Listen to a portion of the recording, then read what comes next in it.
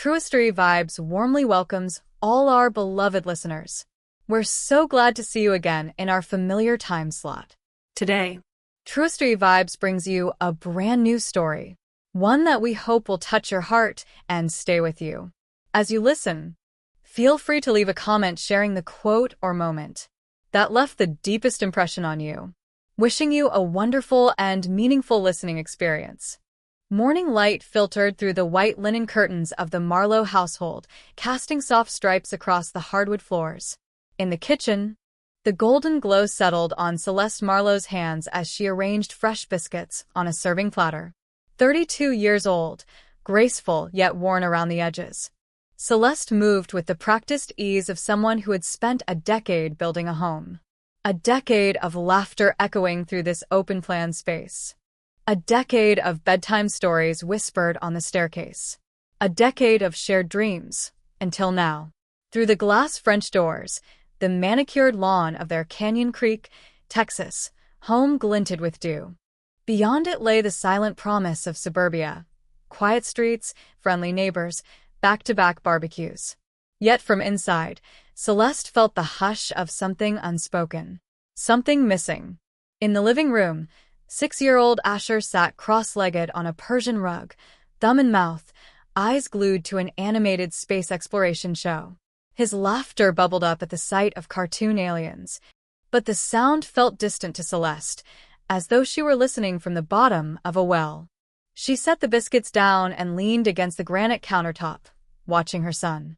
He was the bright center of her world, his honey-blonde hair a mirror to her own. Earlier that morning, he'd called her best mommy ever and peppered her with questions about comets and constellations. Only hours later, she found herself alone in the room. "Mom, where's Daddy?" Asher finally paused the show, turning toward the kitchen. Celeste forced a smile. "Daddy's running late today, sweetheart. He's got a big presentation downtown in Austin." He shrugged and resumed poking at his cereal. Celeste's heart tightened. 2 years ago, a morning like this would have meant Griffin Sterling was already sitting at the breakfast nook. Black coffee steaming beside him, telling jokes to make Asher giggle. Now, she spoke to an empty chair. The sound of a car door slamming outside shattered the stillness.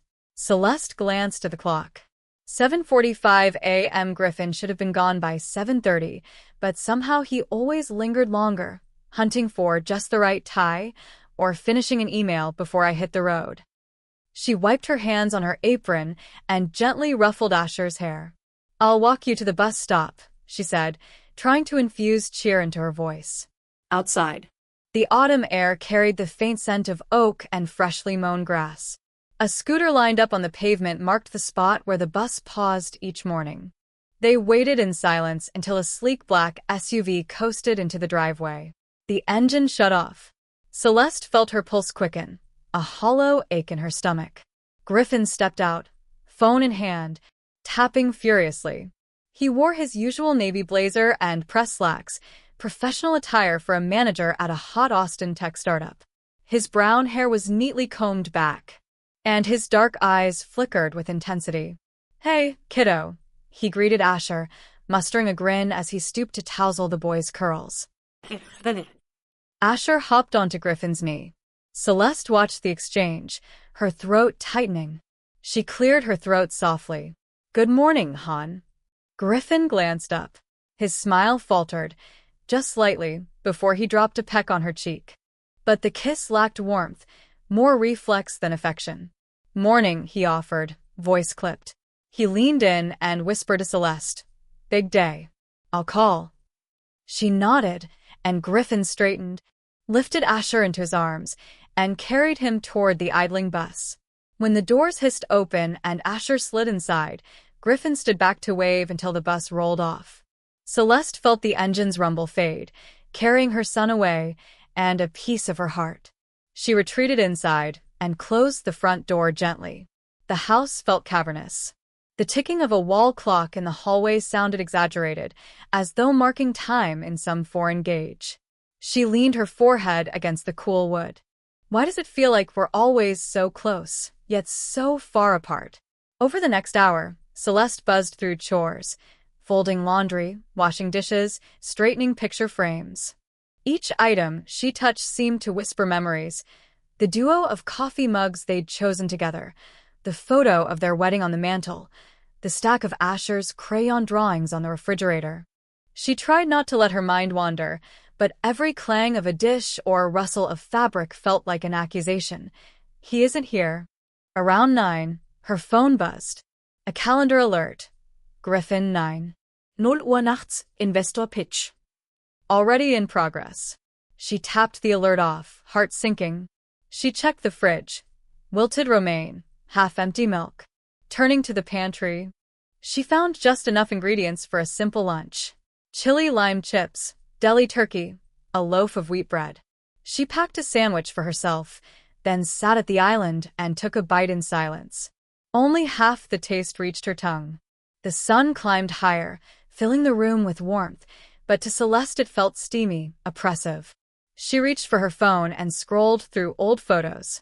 Asher's first step, Christmas mornings at Canyon Creek Community Center, Griffin teaching Asher to ride his bike. Photos of 3 people laughing together. We used to be there, she thought. Where did we lose ourselves? A soft chime alerted her to a new text message. It was from Tamsin. Hey C, coffee at Bluebird in an hour? Celeste paused. Dancing Valley. Her best friend for nearly 2 decades had recently become a lifeline. Dinner deliveries, sympathetic texts, even offers to pick up Asher from the bus stop. But there was an awkwardness in their interactions lately, an unspoken tension Celeste couldn't pinpoint. Still, she typed back. Sure, need the distraction. See you. She grabbed keys from the hook by the door, took a deep breath, and stepped outside.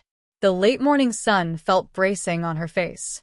Under the wide Texas sky, she allowed herself one moment to imagine what it would be like if everything shifted back into place, if Griffin still lingered over breakfast, if Tamsin remained simply her friend, if she woke up every day feeling full instead of hollow.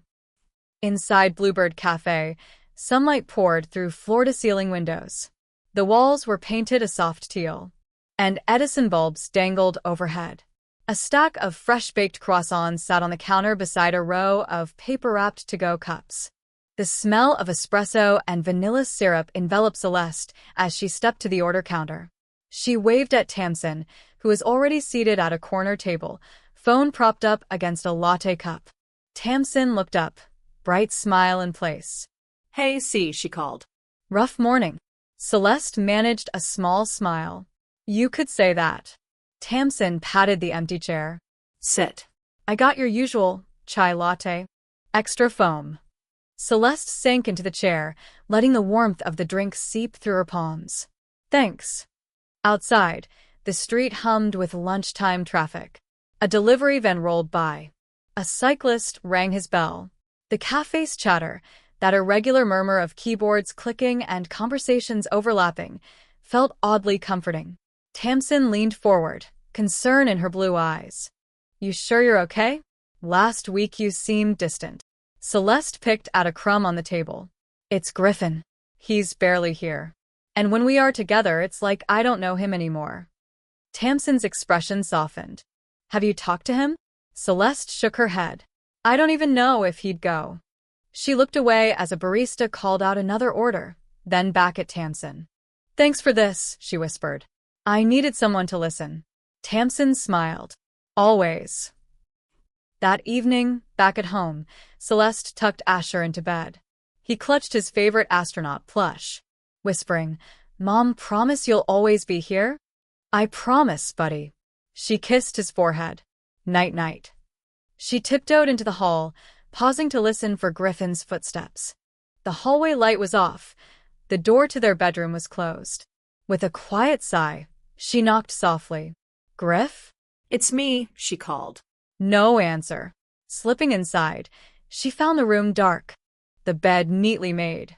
On the nightstand, her phone lay face up, screen illuminated with a single missed call. Griffin Sterling. She slipped out again, unease twisting in her chest. In the living room, she sank onto the sofa, pulling a throw blanket around her.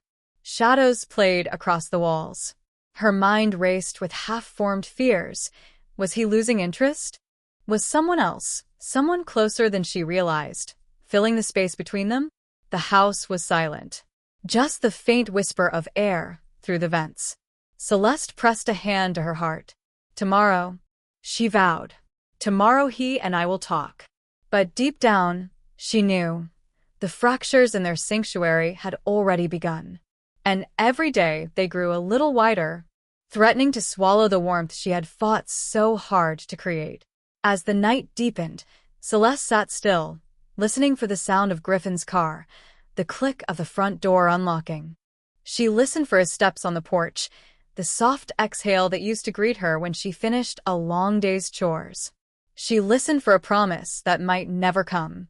And in the hush before dawn, she realized that the life she knew, the life she loved, was slipping through her fingers, one silent morning at a time.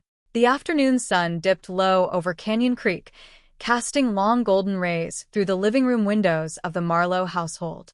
Inside, Celeste wiped down the kitchen island for the third time, her mind still buzzing with frustration from the morning's sting of emptiness. Griffin was home early, an unusual occurrence that set her heart racing with cautious hope. She heard his boots click against the hardwood floor and turned just as he rounded the corner. He carried a small brown paper bag from a local bakery, rosy-cheeked cupcakes peeking from within. "Hey," he said softly, voice uncharacteristically gentle.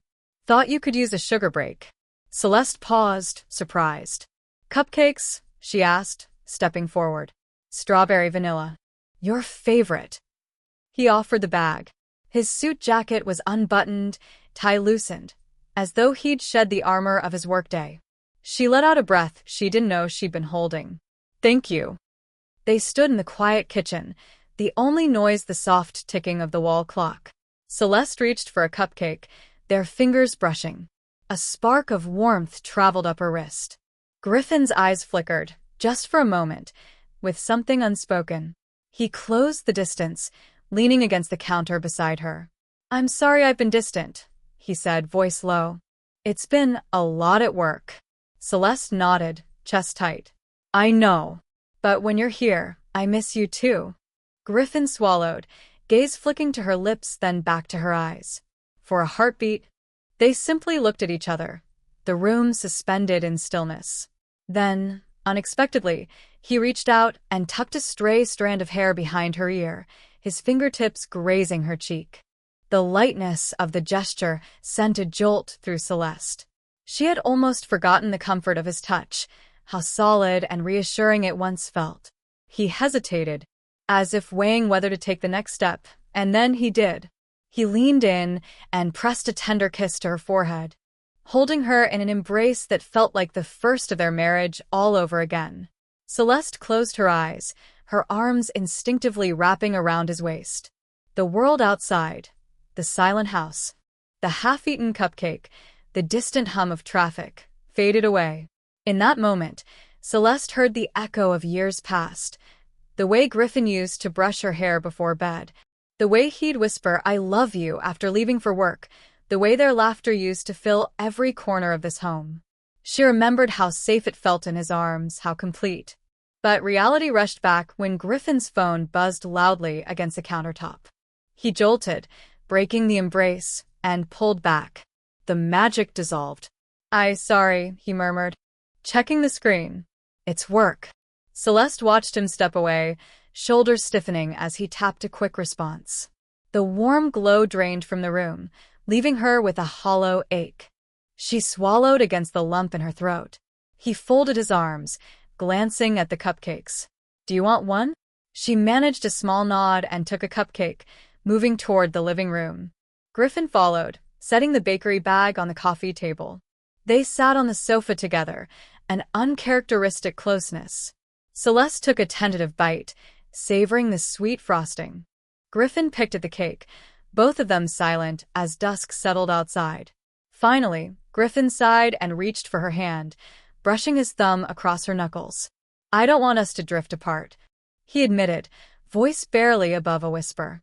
Celeste turned her hand so their palms met, relishing the warmth of his skin. "Neither do I.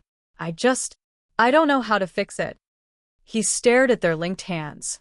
After a moment, he stood and walked to the fireplace mantel, picking up a framed photo of their wedding day, two radiant figures under a blooming oak. Beaming with hope, he held it out to her. We used to keep this here, he said gently. We said we'd always face life together. Celeste took the frame, fingers trembling slightly. We did. Her voice caught. We can again. Griffin nodded and sat back down, pulling her close so that her head rested against his shoulder. Together, they watched the last light of day fade into a warm twilight glow. For 10 long minutes, they simply sat shoulder to shoulder, heart to heart, breathing in unison. Celeste closed her eyes, allowing herself to believe that maybe, just maybe, this embrace could heal the invisible rift forming between them. Then Griffin spoke, tone steady, eyes on an imaginary horizon. Let's set aside tonight for us. No phones, no work talk. Dinner, a movie, whatever. Just time together. Celeste lifted her head and looked into his eyes, seeing sincerity there. She nodded, a fragile smile breaking across her lips. I'd like that. He returned her smile, brushing a kiss across her temple. The soft press of his lips was a pledge, fleeting but real, that for now, they were together. They finished their cupcakes in companionable silence, then disappeared into the glow of their family room. The world outside paused as they rediscovered a fragment of what once bound them. In the hush of that evening, when the rest of the house slept and the stars blinked awake overhead, Celeste allowed herself to hope. Hope that this rare moment of tenderness would not be the last, but the first step back toward each other. Celeste woke the next morning to the soft whir of the ceiling fan. Outside, the Texas sun was already high, slanting through gauzy curtains into their master bedroom. She lay still for a moment, sipping the quiet, until the sudden buzz of her phone jolted her awake. She reached for it on the nightstand. A notification from the banking app. Charged $48.75, Bluebird Cafe. Her heart skipped. Why would Griffin charge anything there yesterday? Pushing aside the drowsiness, she tapped the notification and checked the transaction history. 2 days ago, same amount at the same cafe. Then 3 charges last week. Celeste frowned. Griffin had told her he ate at the company cafeteria. He'd never mentioned meeting anyone for coffee. She slipped out of bed, wrapped a robe around her, and padded down the hall. In the kitchen, the kettle boiled. She poured water over coffee grounds, letting the aroma fill the room, an anchor of normalcy. As she spooned sugar into her mug, she replayed the weekend barbecue at her friend Mara's house. Griffin had seemed distracted, stepping away to take calls. But she hadn't noticed until later that he whispered urgently each time, hugging Tamsin Vale just a bit too long when they returned. Celeste shook her head. Am I imagining things? Or is something really going on? She checked her own phone. No missed calls. No texts from Griffin. Yet when she opened the lock screen, she saw a single unread text from an unknown number. Meet me tomorrow at 2. Can't wait. No signature. Celeste's pulse pounded. Could it be for me? But the number didn't match hers. Blocking out panic, she set down her mug and headed to the home office. Griffin's laptop lay open on the desk, email logged in. Celeste hesitated. She'd promised herself to trust him. But the receipts nagged at her, and the text unsettled her too deeply. With trembling fingers, she opened the web browser's history. A series of tabs. Bluebird Cafe menu. Co-working spaces in East Austin. How to get unnoticed at work. Late-night coffee shops near the Masonry. The final entry was when to know someone is cheating. Celeste's breath caught in her throat. She closed the laptop with a sharp snap, heart hammering. This can't be happening. She forced herself to carry on, pack Asher's lunch, finish her coffee, drop him at school. But throughout the morning, her mind looped over those tabs. She felt unsteady, as though walking on shifting sand. At noon, Celeste found herself parked near Bluebird Cafe, pretending to scroll through emails. Through the windows, she spotted Griffin and Tamsin seated at a corner table, coffee cups half full. Tamsin laughed at something Griffin said, He touched her hand lightly. Celeste's stomach twisted. She watched them for several minutes, enough to see Griffin lean in and brush his lips near Tamsin's temple, just a whisper of a kiss. Then Griffin sat back and checked his watch before pulling out his phone. Noon is early for a business call. Celeste's chest tightened as she drove away, blinking away tears. She pulled onto the highway and fought to steady her breathing, repeating, "I need proof. I need proof." Back home, she paced the kitchen island, phone in hand. She dialed her sister, Amy. "Hey, Ames. Sorry to call out of the blue. Do you know anything about private investigators in Austin?" Amy's voice came groggy. "What's up?" Celeste hesitated, then blurting out, "I think I think he might be seeing someone else. I found charges at Bluebird, some weird browser history, and I saw him with Tamsin." There was a pause. "Cel, have you talked to him?" "I can't. Not until I know what's real." Amy sighed. "Okay, honey. Let me find you a referral. Don't do anything drastic yet." Celeste thanked her and hung up, heart thudding. This is it, she thought. I have to confirm. In the afternoon, she retrieved a small spiral-bound notebook from her desk drawer. Page after page contained her scribblings, transaction dates. Times she'd noticed Griffin on his phone, times Tamsin showed up coincidentally at his office for project updates. Each entry tightened the coil of worry in her chest. She added today's. Set. 12:05 p.m. Saw Griffin and Tamsin at Bluebird, hand touching, possible kiss. September 14th, 8:30 a.m. Banking charge, $48.75 Bluebird Cafe. September 14th, 2 a.m. Missed text from unknown number. Meet me tomorrow at 2. Can't wait. Celeste closed the notebook and stared at the kitchen clock. It read 2 p.m. Her heart lurched at the coincidence. The unknown texter had instructed meet me tomorrow at 2, yet the note was time-stamped early this morning. Perhaps meant for tomorrow, perhaps meant for today. She couldn't be sure. She took a breath and decided to drive back to Bluebird. If the person showed up, it would be more evidence. If not, she could chalk it up to anxiety, but she had to know. Arriving at Bluebird, she spotted Tamsin already inside, sitting alone at a high table by the window. Tamsin's hair was tucked behind one ear, and she looked up as Celeste entered. Their eyes met. Celeste hesitated in the doorway, then walked in.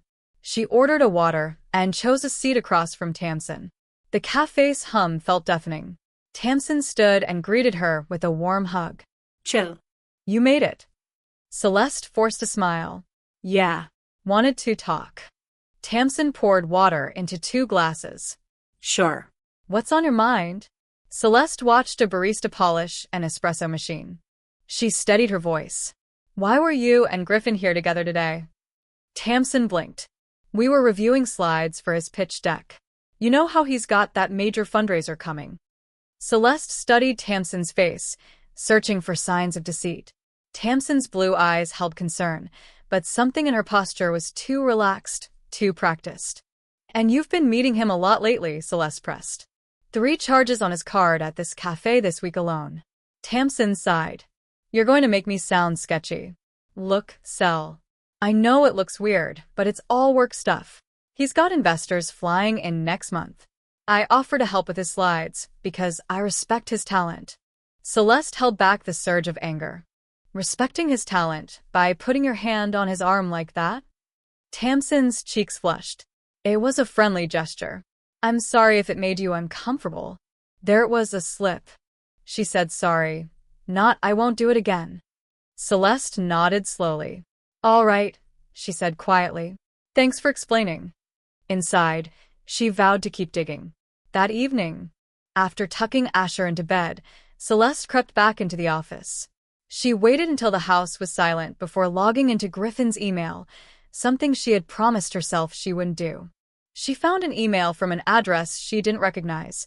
Tamsin, v@indiex.com with the subject. Quick draft edits.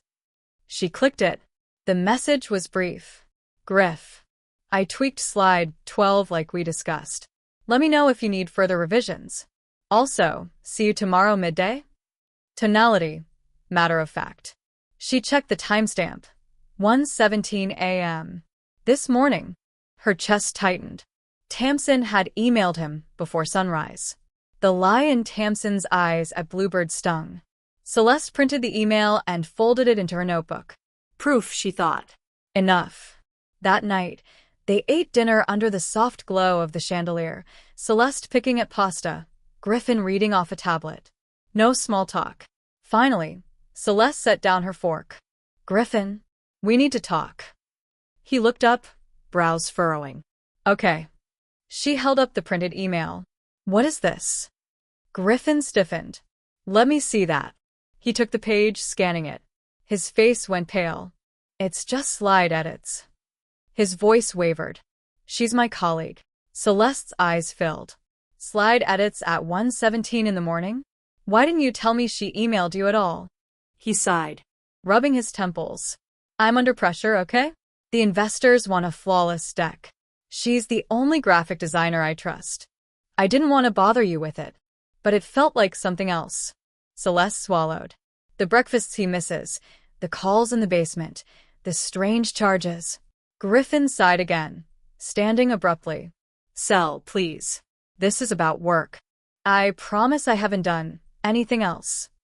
He left the table, leaving Celeste alone with the ticking clock. Her chest felt hollow. She wanted to believe him, but the evidence was mounting. Over the next few days, Celeste kept meticulous records. She photographed the receipts, saved the emails, noted every instance of late-night messages on Griffin's phone. Always work stuff. She noticed Griffin slipped his phone into his pocket when she entered the room, a new habit. Then one evening, she arrived home early from a volunteer shift at the elementary school. The front door was ajar. Heart pounding, she stepped in, calling his name. No answer. She followed the hush of the living room to the back door, which led to the deck. It was open. Grill off. Chairs askew. She frowned and crossed into the yard. Beyond the fence, she saw a familiar SUV parked across the street, Griffin's car. But the driveway was empty. She stepped forward, heels crunching on gravel, and peered around the corner. There on the sidewalk, just out of her line of sight, two figures embraced. She recognized the silhouette, Griffin's broad shoulders, Tamsin's slender frame. There was no mistaking it now. Celeste's breath caught. The familiar signs, coffee charges, emails at dawn, whispered conversations, took shape before her, undeniable. Her hand flew to her mouth to stifle a gasp. She backed away silently, heart hammering, mind racing. When she reached the porch steps, tears blurred her vision. I was right, she thought. I was right all along. Shaken, she retreated into the house and closed the door behind her, pressing her back against the wood. The world spun as grief, rage, and shame collided. She slid down until she was seated on the floor, knees pulled to her chest, clutching the notebook filled with proof. In the dim light, Celeste pressed the spiral binding to her forehead, breathing in ragged sobs. She realized she stood at a crossroads, confront them both and demand the truth, or crumble under the weight of betrayal. But one thing was clear. There was no going back to the way things were. The signs of unease had become a chasm, and she would have to decide which side she belonged on.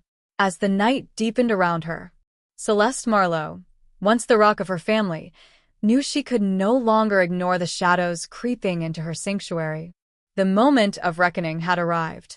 Early the next morning, before the sun had fully crested over the rooftops of Canyon Creek, Celeste Marlowe rose with a clarity of purpose she had not felt in weeks. In the silvery gloom of the kitchen, she methodically placed every shred of evidence on the counter. 3 crisp bank statements showing identical $48.75 charges at Bluebird Cafe. Printouts of emails sent to Griffin's work account at 1:30 in the morning. Subject lines innocuous, but timestamps damning. Text message screenshots from an unknown number reading, "Meet me tomorrow at 2. Can't wait."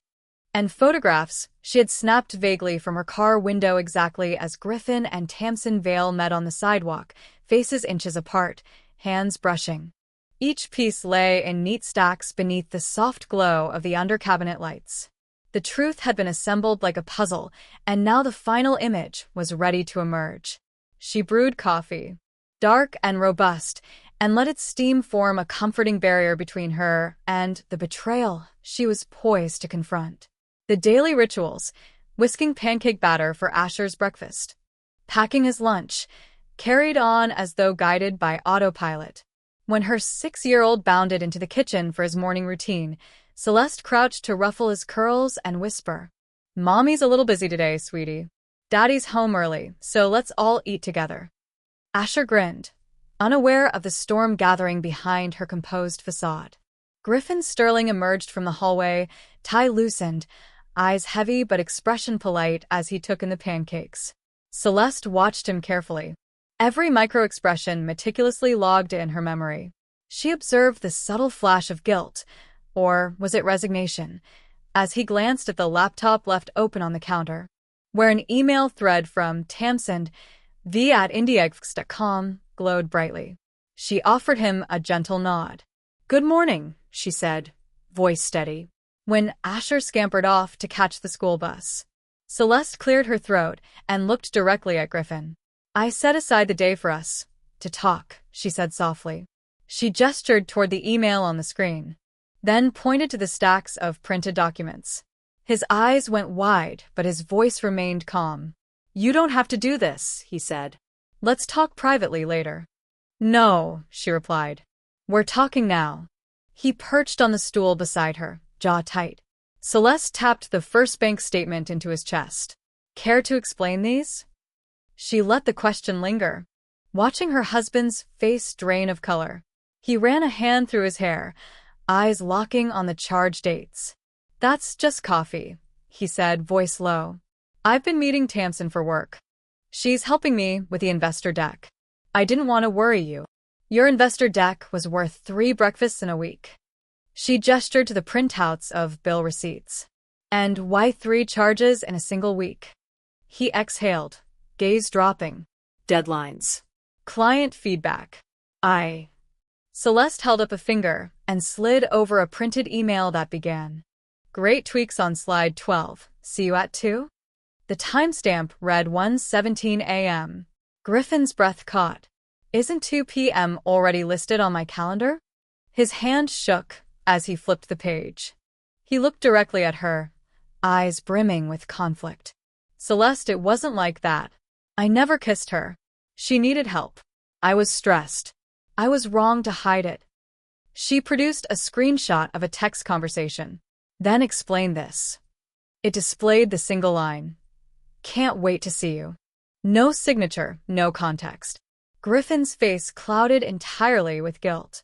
He pressed his lips together, unable to meet her eyes. Celeste took a breath and pressed forward. "And what about this?" She placed the photographs where their afternoon coffee date was captured in 2 images. Tamsin's eyes closed in brief delight, Griffin's hand resting precariously on the small of her back. "Just friendly support?"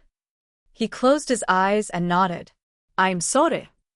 The single word, loaded as it was, seemed wholly insufficient. Without hesitation, she collected the laptop and printed documents, stacking them like testimony.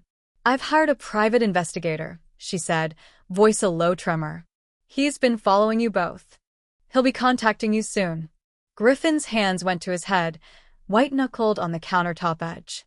He swallowed hard, as though trying to force back his own shame. That evening, Celeste prepared dinner at her parents' house in Elmwood Crossing.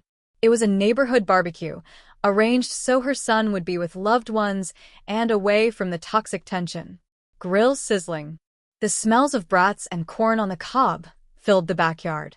Her father, Charles, approached and placed a steadying hand on her shoulder. "You did the right thing," he confided. Celeste nodded, though each char of the grill reminded her of how ugly things could burn when secrets were exposed. Back at home, Celeste arranged a formal review meeting in their dining room. She sent a terse group text to Griffin and Tamsin. "Please come for dinner at 7. We need to discuss important matters." At precisely 7 o'clock, Griffin entered holding a takeout bottle of wine. Tamsin trailing with an overly bright hello and a nervous half-smile. Celeste gestured for them to sit, without an ounce of warmth. 2 places on the polished oak table. A single overhead light for focus. Dinner was quiet as Celeste positioned her printed slideshow on the TV screen. Slide 1, a photo of Griffin and Tamsin outside the cafe, faces dangerously close. Slide 2, the bank statements. Slide 3, the email thread. Slide 4, the anonymous text. Each transition punctuated the silence with a flick of the remote. Griffin's arm trembled. Tamsin swallowed repeatedly. When the final slide, truth, in bold red lettering, hovered on the screen, Celeste stood.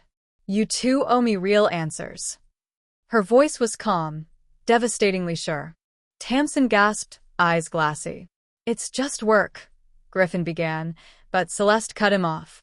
"No more lies." She turned to Tamsin. "You claim to be a friend, someone I trusted. Yet here you are, colluding with my husband." Tamsin bit her lip. "I fell in love with him. I thought he felt the same." "Even after knowing he was still married to me?" Celeste demanded. "Even after knowing I'm raising your child's best friend's son?" Her voice cracked, then steadied with raw fury. "Explain that to me." Silence filled the room. Griffin's shoulders slumped. Tamsin let out a ragged sob, retreating to the dining room doorway. Without a word, she fled into the night, slamming the door behind her. Griffin reached out, desperate to catch Celeste's hand. But she recoiled. "How could you?" she whispered. "Both of you." He lowered his gaze. "I love you," he murmured. "I made a terrible mistake. To love me, you deceived me for months." Celeste's voice was so quiet it might have been mistaken for a sigh. "You chose her. Over your marriage, over our home." He closed his eyes, tears gathering. "I'm sorry." "I need space, Griffin. 1 week. Decide who you truly want in your life, me and our son, or her." He nodded numbly. "I will." Celeste turned and left the room. Griffin remained, swallowed by the flickering light of the empty television screen. In the days that followed, whispers rippled through Griffin's workplace. HR withdrew his security clearance. A compliance officer cited potential conflict of interest involving a coworker. Tamsin's design studio noticed the absence of client-chosen graphic work. When she arrived for a meeting, the door was locked and a terse message awaited. "We wish you the best." She packed her belongings, trembling. Meanwhile, Celeste kept her social media information minimal but firm. She posted a general statement about betrayal and accountability, not naming names, but letting her community understand she had reclaimed her life. Supportive messages flooded in from friends, neighbors, and even strangers who had faced similar wounds. Her public note read, "The only way to heal a wound is to expose it to the light." She did not mention Griffin directly, but everyone knew where the light had been shown. One Saturday afternoon, Griffin appeared at the front gate of her parents' house. His face was drawn, unshaven. His designer suit looked as lifeless as his eyes. He approached slowly, clutching a single white rose. Celeste and her mother watched from the covered porch as he raised the sweet bloom to his lips and inhaled its gentle scent. "Celeste," he began, voice raw. "I've been suspended. They revoked my position. I lost everything because of my betrayal. I have no one to blame but myself. I'm in counseling, alone and with a therapist for couples. I'm changing." Her mother, Patricia, stepped forward. "We know you're hurting, Michael," she said quietly. Griffin's shoulders shook with a sob. Celeste glanced at her father, who gave her a solemn nod. For a moment, her own anger softened. She knew that pain could be the soil for true growth if he was willing to face it. Celeste tucked a strand of hair behind her ear and faced him. "I've seen the wreckage left in betrayal's wake. I have to protect Asher. But I also believe in accountability. Prove you're committed to real change. If you do, maybe we'll talk again." He bowed his head. "Thank you. I will." As he walked away, the white rose drooped in his grip, petals brushing the stone walkway. Celeste breathed in the crisp afternoon air and steeled herself for the days ahead. The betrayal had been laid bare, the hardest step, exposure, was complete. Now came the uncertain path of rebuilding, of deciding whether trust could be resurrected from such devastating ashes. And in her heart, Celeste felt an unfamiliar ember of hope flicker, warming the cold edges of her resolve. In the days following the formal confrontation, the shockwaves of Celeste's revelations rippled outward with relentless force. Griffin discovered, almost immediately, that the sanctuary of his career had collapsed. Once celebrated as a rising star in the startup world, handpicked to lead that high-stakes investor pitch, he now found himself stripped of his responsibilities, stripped of his title. An emergency meeting with human resources revealed the full extent of his transgressions. Corporate policy was explicit about romantic entanglements with colleagues, particularly those that risked leaking proprietary materials or undermining client relationships.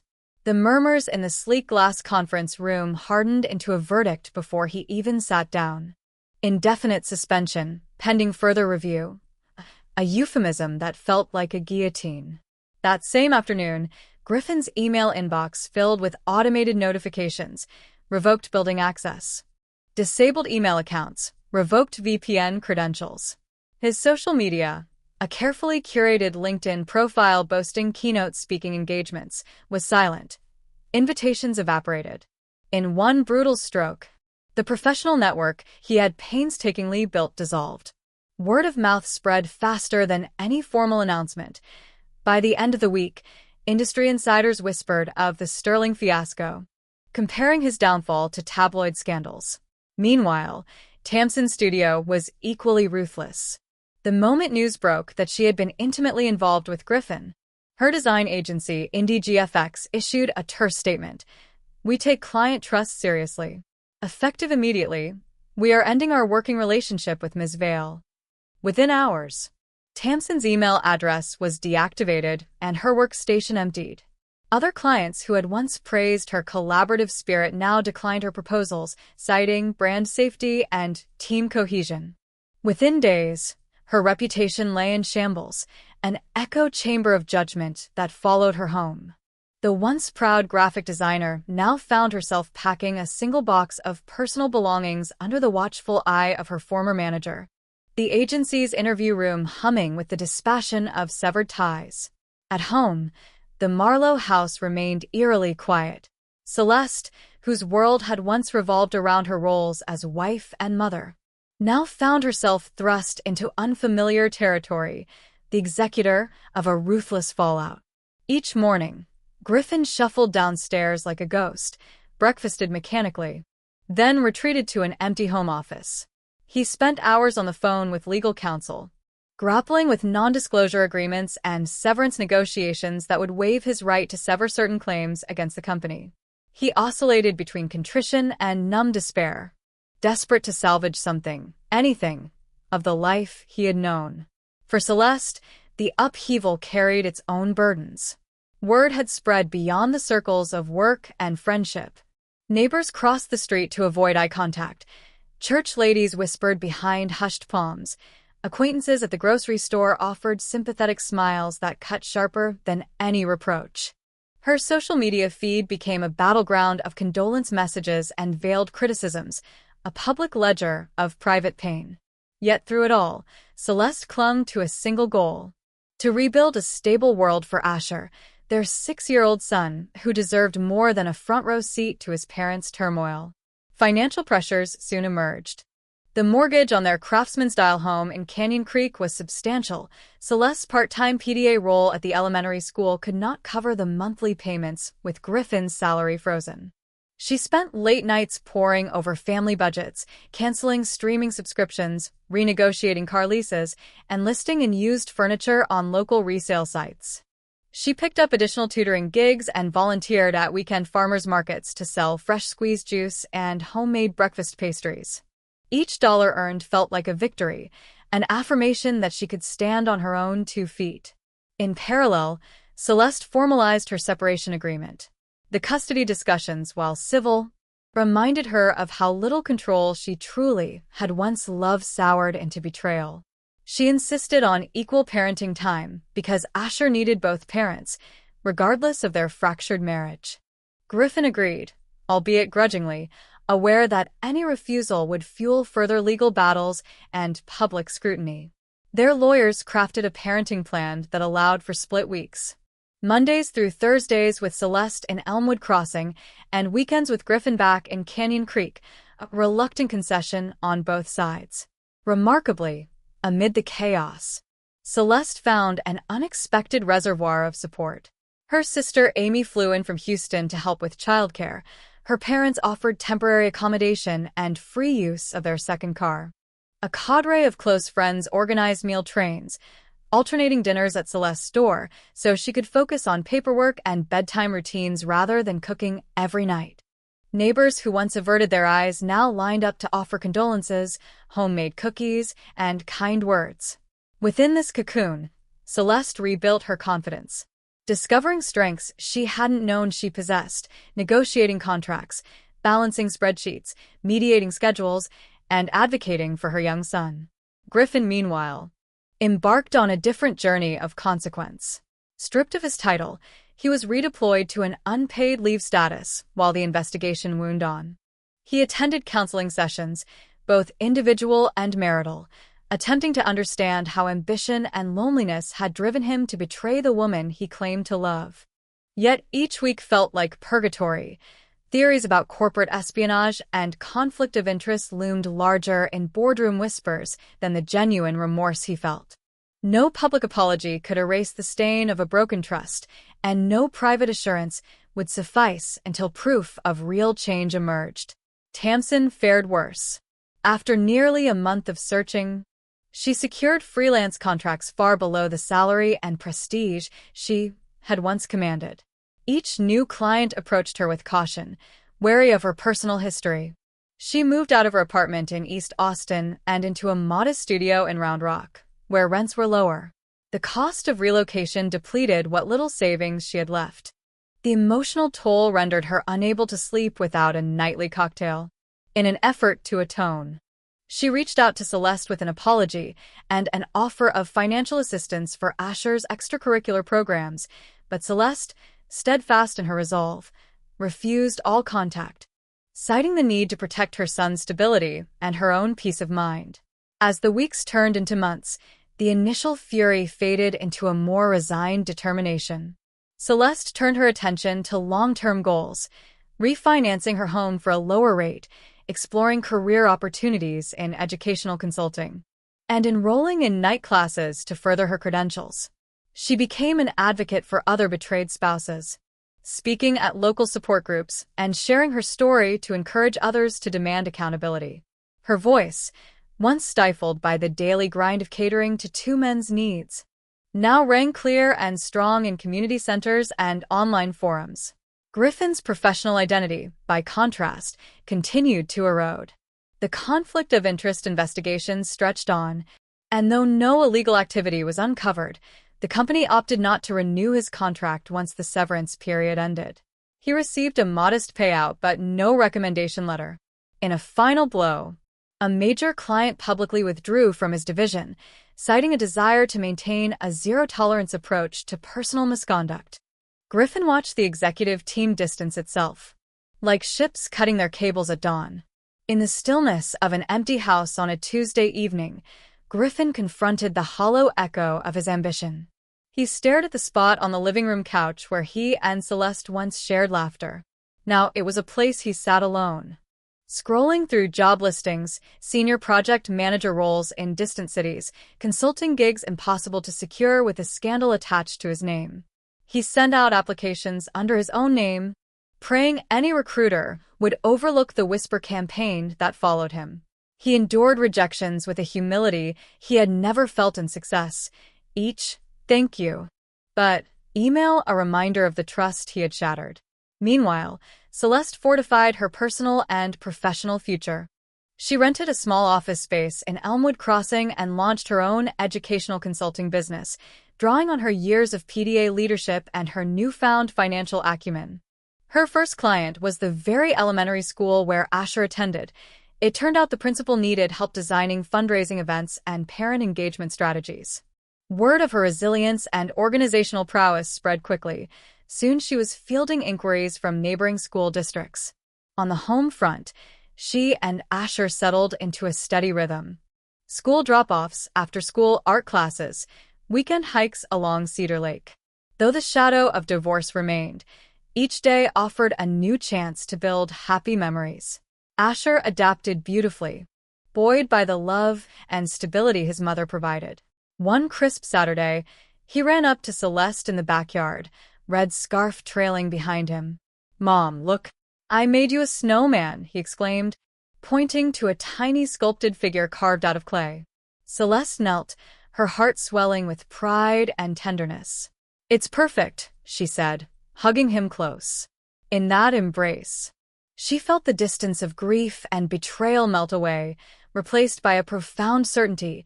She had not only survived the storm, but had emerged stronger, forging a life of integrity, independence, and genuine hope. The consequences of Griffin's and Tamsin's choices had been devastating and in some ways irreparable. But for Celeste, those very trials had become the crucible of her transformation. Where trust had been broken, she rebuilt self-reliance. Where reputation had been tarnished, she crafted new respect. And where betrayal had once seemed to define her worth, it now laid the foundation for a future defined by her own unwavering strength. Celeste awoke with sunlight filtering through the blinds, illuminating the legal packet resting on the bedside table. She sat on the edge of the mattress, heart thudding with a mixture of solemn determination and relief. Today she would sign the divorce decree and officially sever the last ties to a marriage broken by infidelity. Asher's laughter echoed from the living room, where his grandparents were playing a morning board game, an arrangement Celeste had carefully planned so she could face this day without interruption. She dressed in a crisp blouse and tailored slacks, garments that spoke of professionalism and purpose, and took a steadying breath before clicking open the PDF of the final separation agreement on her tablet. The agreement, drafted by her attorney after weeks of negotiation, laid out the division of assets. The Canyon Creek home would be sold, proceeds split equally, bank accounts separated, retirement funds apportioned fairly. Custody of Asher was established as equal, with clear visitation schedules and decision-making responsibilities defined. Child support and spousal maintenance were set at levels that would ensure financial stability for both parties, though Celeste intended to be largely self-sufficient. Reading each clause, she felt a quiet power settle in her chest. This was no longer about punishment or recrimination, but about ensuring the future she and her son deserved. She printed the final pages, signed with a confident flourish, and scanned them back to her attorney's secure portal. Moments later, a confirmation email popped up. All signatures received. Submitting to court. Celeste closed her eyes, exhaling a breath she hadn't realized she'd held. The paper trail would soon become a binding order, and Griffin's name would be crossed off her official identity. It felt surreal, like watching a sunrise she had long feared might never arrive. Across town, Griffin sat alone in the house they once shared. A small envelope lay on the kitchen table. Divorce papers from the court. His phone buzzed with a text from his lawyer confirming Celeste's filing. He stared at the envelope for a long time, tracing its sharp corners as though hoping to soften them. Memories flooded back. Late-night planning sessions in this very kitchen, Asher's first steps on the laminate floors. Whispered, "I love you," behind closed doors. He lifted the envelope, hands trembling, then set it back down. He knew what it meant. No more second chances. No more tentative hopes of reconciliation. Late that morning, Celeste met Griffin at her parents' home to exchange the signed documents and finalize custody logistics. The living room, once a place of shared movie nights and holiday celebrations, now bore witness to their pragmatic conversation. As Griffin slid the signed pages across the coffee table, his eyes sought hers, pleading for one more glimpse of the woman he once knew. Celeste accepted the papers without a word, closing the file folder with a soft click that sounded like a verdict. They spoke in measured tones about drop-off times, school pickup logistics, and the handoff of Asher's belongings, an agreement processed more like a business transaction than a family relationship. Griffin asked quietly if there was any possibility of reconciliation once the ink dried, but Celeste shook her head gently. "I need to move forward," she said. "I need both of us to focus on what's best for Asher. That's my only priority now." He nodded, swallowing hard, recognizing in her resolve an irrevocable line that he could not cross back over. In the days that followed, Celeste oversaw the sale preparations for the home she and Griffin had built together. She coordinated with the real estate agent to stage the house anonymously. Fresh flowers in the entryway, light linen drapes to soften the living room, photographs removed to allow prospective buyers to envision their own memories. As she packed away family albums and childhood keepsakes, she felt a pang of sorrow, but also a burgeoning sense of liberation. Every box memento made space for new chapters. A smaller home closer to her parents in Elmwood Crossing, a life structured entirely around her and Asher's needs. Meanwhile, Griffin moved into a rented condo on the north side of town. The echo of solitude greeted him each evening as he returned from sparse job interviews and therapy appointments. Without the familiar creak of their front door or Asher's nighttime presence, the condo felt antiseptic, just walls and echoing footsteps where laughter once lived. Griffin spent hours reflecting on the series of choices that led him there, a flirtation unheeded, a betrayal that metastasized, a marriage he couldn't salvage despite his regrets. The legal finality of the divorce papers underlined the fact that no amount of apologies could unwrite the pain he had authored. For Celeste, finalizing the divorce also meant reclaiming her professional identity. She transferred sole ownership of her educational consulting practice into her name, updating bank accounts and business licenses accordingly. Each form cancellation and new application was a declaration of her independence. She reopened her office on Main Street with an afternoon ribbon-cutting ceremony attended by supportive parents, community leaders, and even the principal who had first hired her. The local newspaper ran a feature story on her new beginning, lauding her resilience and leadership in educational initiatives. Celeste watched the article online, a quiet smile touching her lips as she realized her reputation had shifted from heartbroken spouse to community innovator. That weekend, as autumn leaves turned amber and gold, Celeste and Asher settled into their new rut, attending Saturday morning yoga classes together, gardening in the small shared yard behind her parents' house, and reading bedtime stories in their cozy spare bedroom. Asher's laughter was bright and unmoored by conflict, proof that children can adapt when given love and consistency. One evening, after tucking him in, Celeste lingered at his doorway and whispered, "I promise you, baby, the rest of our lives will be about joy." In the quiet that followed, she reflected on the journey that brought her to this moment. The betrayal had cut deep, but it had also catalyzed her transformation.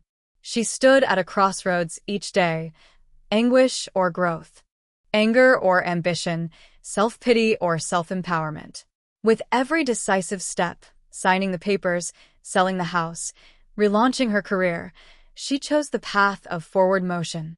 As the sky outside turned to dusk, Celeste shut Asher's bedroom door and looked at her reflection in the hallway mirror. The woman staring back wore determined eyes and a slight, knowing smile. She had made her final stand, and in doing so, had carved out a future defined not by the sins of her past, but by her unwavering resolve to protect her son and live authentically. Celeste pulled into the small parking lot behind the converted storefront on Main Street, heart fluttering at the sight of the sign she had hung herself the night before. Marlowe Educational Consulting. The brick building, once a shuttered antique shop, now beamed with fresh paint in soft gray-blue hues. Through the glass door, a new welcome mat, embroidered with the words "Grow and Thrive," lay patiently, awaiting parents, teachers, and community leaders. Inside, the high ceilings and exposed beams lent a sense of open possibility. Wide windows draped in airy white curtains flooded the space with morning light. Celeste had arranged a small reception desk by the entry, her grandmother's antique secretary desk repurposed with a modern countertop. Behind it, a chalkboard wall displayed today's schedule. 10:00 a.m. Curriculum Strategy Workshop. 1 p.m. PDA Leadership Consultation. 4 p.m. Individual coaching session. A cluster of potted succulents sat nearby, their green leaves promising resilience and growth. She stepped through the door, the bell's soft ring echoing in the empty space.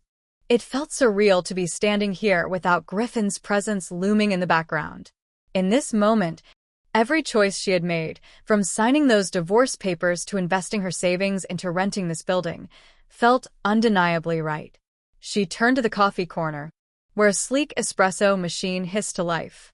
Armed with a to-go cup and a swirl of dark roast, she surveyed her new domain with a mixture of pride and quiet anticipation. At precisely 9:45, her first client of the day arrived. Mrs. Delgado, the principal of her son's elementary school, stepped in with a warm smile. "Congratulations, Celeste," she said, hugging her friend. "This place looks incredible."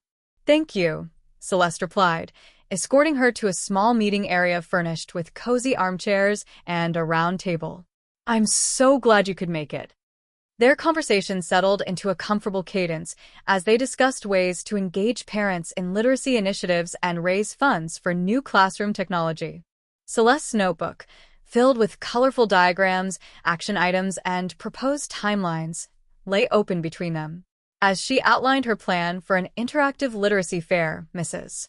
Delgado nodded enthusiastically. "You've really thought of everything," she said. "This is exactly what our community needs." By mid-morning, word had spread.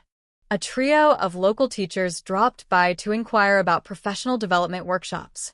A mother of twins booked a private coaching session for navigating sibling rivalry and academic stress. Each person who entered left with Celeste's business card, printed on heavyweight stock and stamped with a stylized oak tree logo, and a genuine sense that she was invested in their success. Around noon, she took a break to check her phone. A notification from the local newspaper. An editor had accepted her op-ed on the importance of emotional intelligence curricula in public schools, slated for publication next week. Celeste tapped out a quick draft of a celebratory email to her sister Amy, who had been a steadfast ally throughout her upheaval. As she hit send, she allowed herself a fleeting moment to reflect on how far she had come, from a wife blindsided by betrayal to a community leader carving her own path. In the afternoon, the door jingled again at exactly 1 p.m. A delegation from the Parent-Teacher Association filed in, all smiles and handshakes. These were volunteers Celeste had known for years, and their presence felt like a bridge between her old life and this new venture.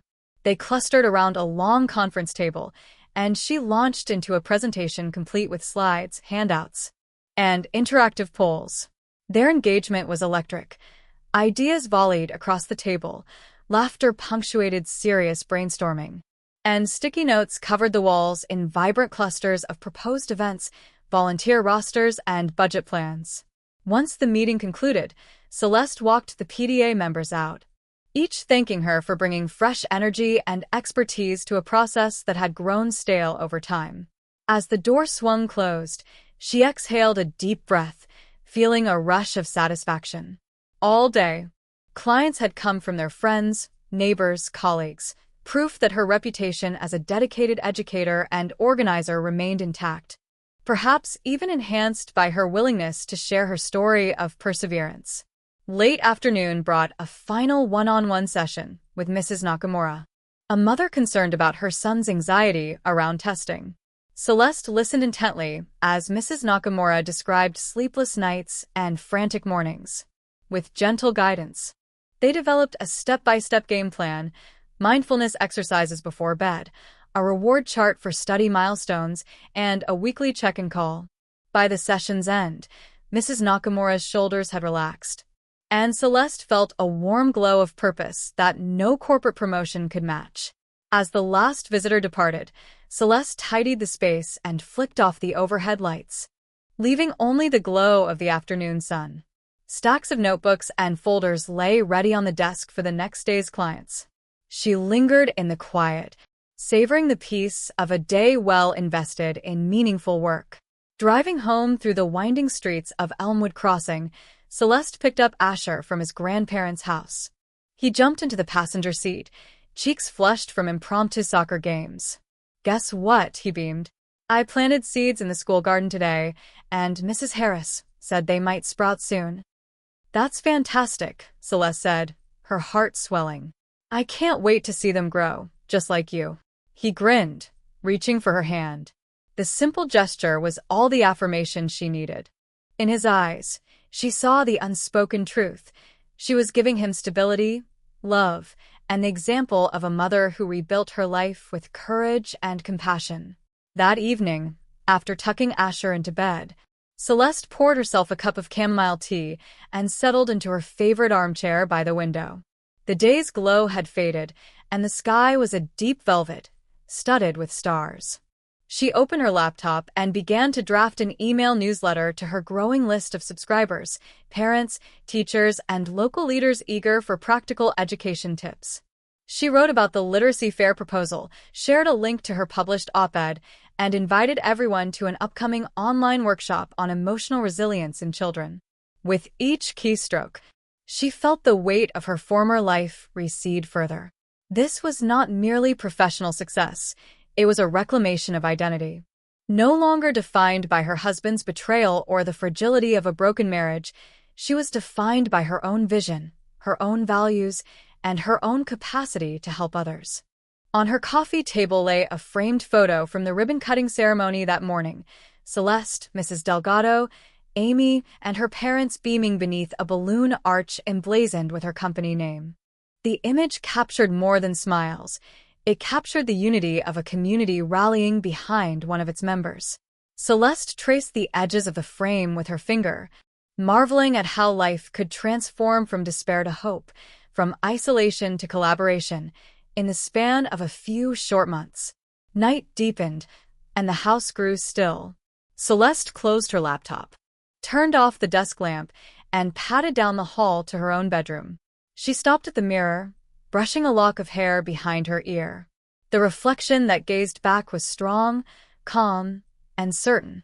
She had faced the darkest betrayal, weathered the storm of professional loss, and emerged not only intact but empowered. As she drifted toward sleep, her final waking thought was a quiet promise to Asher, to herself, and to every family she would help, that no matter how devastating the past, a fresh beginning awaited those brave enough to seize it. And with that, Celeste Marlowe surrendered to dreams of the bright tomorrows she was already building, one day, one family, one success story at a time. Dawn broke gently over the neighborhood, pale sunlight brushing the rooftops of Elmwood Crossing as birds began their morning chorus. Celeste slipped quietly out of bed and padded downstairs to find a newly brewed pot of coffee, her favorite dark roast, waiting on the countertop. In the soft glow of the kitchen lights, she poured herself a mug and settled at the small bistro table by the window, the steam curling like a silent promise of new beginnings. Across the table, her son Asher bounded in, still wearing last night's pajamas, cheeks rosy from sleep. He climbed onto the chair beside her and beamed. Mom, I had the best dream. We were astronauts exploring Mars. Celeste smiled, wrapping her hand around his small one. That sounds amazing, buddy. Someday we'll build a rocket together. He nodded earnestly. Will you help me, Mom? Always, she whispered, her heart full. Later that morning, they walked hand in hand to the community park where autumn leaves swirled in gold and crimson. Asher raced ahead to join friends at the playground, laughter spilling into the crisp air. Celeste watched him from a bench, her own breath settling into a steady rhythm. Around her, neighbors greeted her warmly, some now referring to her by name, rather than in hushed tones of gossip. The shift in their eyes, from pity to respect, reflected the transformation she had undergone, from scandal's widow to resilient community pillar. At 10 o'clock, she arrived at Marlowe Educational Consulting for her final event of the week, a free parent workshop on cultivating resilience in children. The room was warm with anticipation as 12 parents filed in, notebooks in hand. Celeste began with a short story about her own family's journey through upheaval and the lessons she'd learned about perseverance. Her voice was calm, tinged with authenticity that only lived experience could grant. As she outlined 5 practical strategies, Emotional check-ins, consistent routines, creative expression, community support, and celebration of small wins. She saw heads nodding, pens scratching, and eyes shining with relief. Afterwards, a mother approached her with tears glistening. "Your story gave me courage," she said. "I've struggled to keep our home stable after my divorce, but now I see how to help my daughter thrive." Celeste embraced her gently. "We're in this together," she said. "You're not alone." With the workshop concluded, Celeste closed her office door and sank into her chair. She closed her eyes and let herself feel pride, something she had denied herself for too long. Her consulting practice was flourishing more rapidly than she had dared hope. Each client, each successful event, each recommendation from a grateful parent built her reputation as someone who turned hardship into healing for others. That afternoon, she visited the real estate office to finalize the sale of her former home in Canyon Creek. The agents had secured a buyer willing to pay above asking price. Drawn by the freshly updated kitchen and the mature oak trees in the yard, Celeste felt a pang of nostalgia for the life she once shared there, but she also felt a profound sense of closure. As she signed the final documents, the notary remarked, "You've moved on gracefully. Here's to your next chapter." Celeste shook hands with a genuine smile and slipped the keys into her purse, symbols of a past she was ready to release. On her way home, she stopped at the elementary school to pick up Asher. She found him painting on an easel outside the art room, the sun illuminating the bright colors of his brush strokes. When he saw her, he ran with outstretched arms. She knelt to embrace him, bending to admire his work. "What is it, champ?" she asked. He held up the canvas, a vibrant scene of a mother and son standing beneath a rainbow, the sun shining overhead. "That's us," he said simply. Tears gathered in Celeste's eyes. "It's perfect," she whispered. That evening, after dinner and bedtime stories with Asher, who drifted off clutching his Mars rocket stuffed toy, Celeste settled into her armchair with a cup of tea. On the coffee table lay a framed photo from a family picnic earlier that day. Celeste, Asher, her parents, and close friends, smiling under drifting leaves. She traced the photo's edges and reflected on how the journey from betrayal to renewal had unfolded. Griffin's name no longer held power over her. He had moved away, taking a consulting position in another state. Occasionally, she received professional inquiries forwarded to her old business line, reminders of the life she once led, but she had unequivocally closed that door. Her focus was unshakably on the present and the future she was building for her son. Across town, Tamsin Vale had found her own modest path forward, offering freelance design services for nonprofits and student art programs. Though they had never spoken again, Celeste hoped that Tamsin, too, had found a measure of redemption. But Celeste no longer carried anger as a burden. She carried compassion for anyone willing to face their mistakes and choose accountability. In the final twilight of the day, Celeste rose to draw the curtains. She paused, breathing in the scent of jasmine from the climbing vine outside her window. The night sky deepened into indigo, and a single star burned bright above. She stood for a moment, feeling the wholeness of that scene seep into her bones. Tomorrow, she had another full schedule, a speaking engagement at the county library, client meetings, and then a birthday dinner for her sister Amy. But for this moment, she honored the stillness. She tucked her favorite journal, a gift from Mrs. Delgado, onto the bedside table. Within its pages, she had tracked her fears, her doubts, and now she planned to fill it with aspirations and gratitude. Before turning in, she sent a quick text to Amy. "Thank you for being my steadfast light. Love you." A response dinged almost instantly. "Always and forever. You inspire me." Celeste let her phone rest beside her pillow and slid beneath the covers.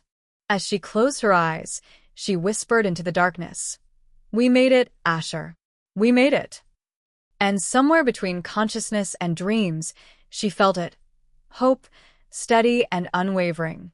Not the fragile hope that trembles at the slightest storm, but the resilient hope that rises from ashes and finds its roots in courage, community, and the unwavering love between a mother and her child.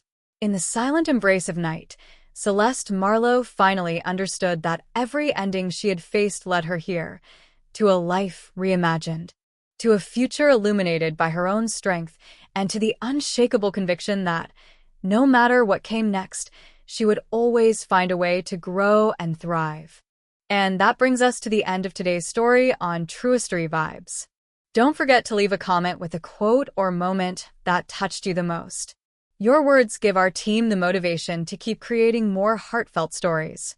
Thank you for listening, and we'll see you again soon.